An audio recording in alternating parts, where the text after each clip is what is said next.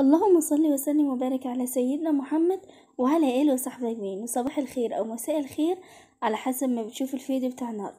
لسه برضو محتارين في حكاية الغدا. تعالوا النهاردة نعمل حاجة بسيطة وعلى قد ايدينا. معانا النهاردة فاصوليا خضراء، طريقتها سهلة جدا.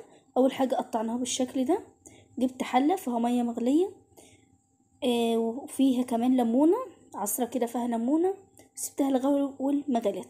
واول ما غلت نزلت عليها بالفاصوليا الخضراء. اول ما هنزل عليها بالفاصوليا الخضراء والميه تيجي تغلي كده او تقلب عليها، هطفي عليها النار على طول.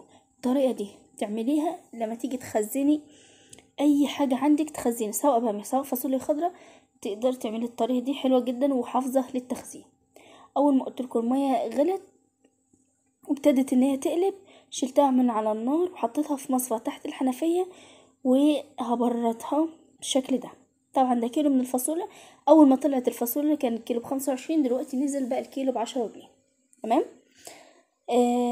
اخدت نصها وشيلت الباقي في الفريزر. هنعملها بطريقه زي ما قلت لكم سهله بسيطه. جبت حله قطعت فيها بصلايه متوسطه وفيها كمان معلقه توم مهروسه، وهحطهم على النار لغايه ما يدبلوا كده. واول ما البصلايه معايا بتدبل بحط بقى الفاصوليا وبحط عليها مكعب من المرق. دي الحله مش محروقه ولا اي حاجه، ولا البصلايه اتحرقت ولا اي حاجه، هي الحله بس هي اللي اتلسعت شويه بس، لكن البصلايه ما اتحرقتش ولا فيها اي حاجه خالص. حطينا بقى عليه زي ما قلت لكم اهو مكعب المرق. طيب في ناس بتحط الطماطم العصير الطماطم الاول، بس لا، لما تحط الفاصوليا وتشوحيها الاول هتديكي تيست وطعم جميل جدا في الاكل. نزلت بمكعب المرقه عشان خاطر يسيح معانا في التقليب ويتقلب كويس في الفاصوليا.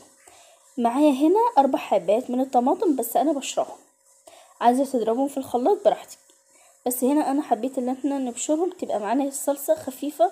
لكن لما بتضربي طماطم كتيره في الخلاط بتبقى متسبكه وتبقى تقيله، لكن لما بتبشرهم بتبقى معاكي خفيفه.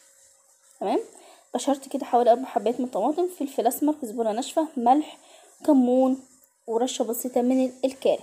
دي البهارات اللي احنا هنحتاجهم معانا. هدي بقى تقلبتين 3 للفاصوليا الخضراء دي مع الطماطم والبصل والبهارات اللي احنا حطيناهم. واهم حاجه متنسيش مكعب المرق. اول ما تشوحوا كده وتشم ريحه الفاصوليا تنزلي عليهم بالميه المغليه اللي عندك شوربه تزودي لها شوربه. زي ما قلت لكم اكله ما فيهاش لحوم خالص وعلى قد الايد، فزودت لها ميه مغليه. نغطي عليها بقى ونسيبها على النار. عايزه اقول لكم اقل من ربع ساعه وتلت ساعه بالكتير هتلاقي الفاصوليا بتاعتك استوت. وهنا كانت خلاص استوت ووقت 100 فل و10.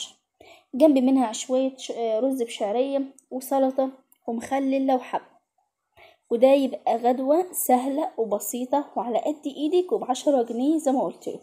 واتمنى يكون بقى الفيديوهات اللي انا بنزلها لكم تعجبكم. ولو اول ما تشوفيني ما تنسيش تشتركي في القناة وتفعلي زر الجرس عشان يوصلك كل فيديو جديد انا بنزله. ومع السلامة.